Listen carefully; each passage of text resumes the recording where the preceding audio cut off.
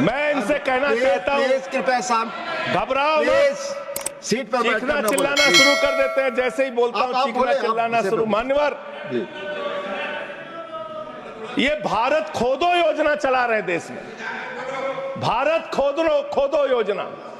अरे मैं कहता हूं अगर इतना ही खोदना है, कल को कोई आके दावा करेगा संसद को खोद दो, कम से कम प्रधानमंत्री की डिग्री मिल जाएगी, उसका तो पता चल जाएगा कहां है। संसद खोद दो। ये भारत खोदो योजना बंद करो, इससे देश का विकास होने वाला नहीं है। आपने शिक्षा में क्या हालत की देश की? माननीय शिक्षा मंत्री जी यहां पे बैठे हुए हैं, मैं बताना चाहूंगा शिक्षा के स्तर को आपने कहां पहुंचा दिया। 11 लाख, अरे क्या क्या यहां बोला गया, मैंने खूब सुना है, आप ही लोगों से सीखा है। 11 लाख बच्चों को सरकारी स्कूल से दूर किया गया, 11 लाख बच्चों को। यह देश के अंदर शिक्षा की व्यवस्था है और इसमें सबसे ज्यादा मान्यवर, अगर किसी राज्य की भागीदारी है जहां पे सबसे ज्यादा बच्चे सरकारी स्कूल से दूर हुए हैं, पिछले 8 महीने का आंकड़ा शिक्षा मंत्रालय ने लोकसभा में रखा, 11 लाख में से अकेले 7,84,000 बच्चे उत्तर प्रदेश में सरकारी स्कूलों से दूर गए। ये कर रहे हैं शिक्षा के नाम पे आप। देश की शिक्षा की व्यवस्था की हालत यह कर दी आपने। 63,000 बच्चे आसाम में सरकारी स्कूलों से दूर हुए।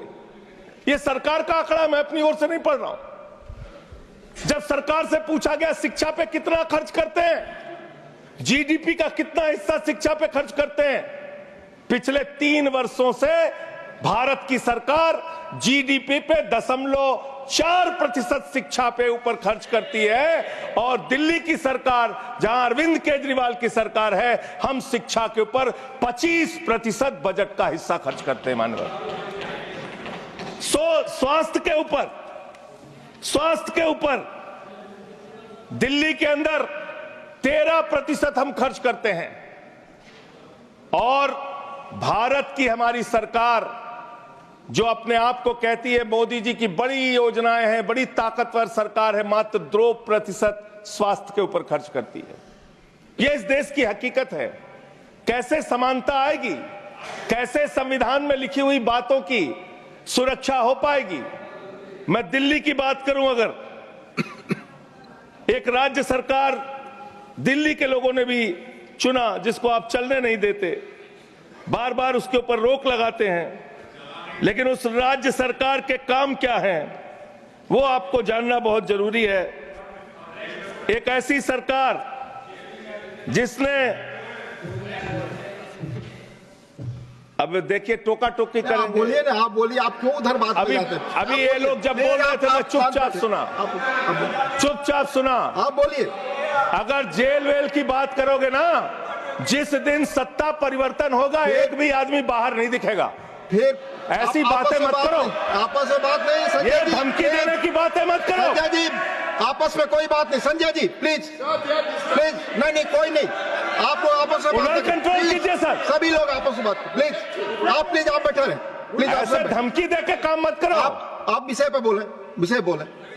अडानी की दलाली करने वाली सरकार हमसे सवाल कर रही है। विषय पर संजय जी जो विषय बोलेंगे, भ्रष्टाचार बोलेंगे, विषय पर बोलिए, प्लीज विषय पर बोलिए। अगर आप ये वीडियो YouTube पर देख रहे हैं तो हमारे चैनल को सब्सक्राइब कर बेल आइकन दबाएं, और Facebook पर देख रहे हैं तो हमारे पेज को लाइक करें। 8 मिलियन प्लस सब्सक्राइबर, आपके इस भरोसे के लिए बहुत धन्यवाद।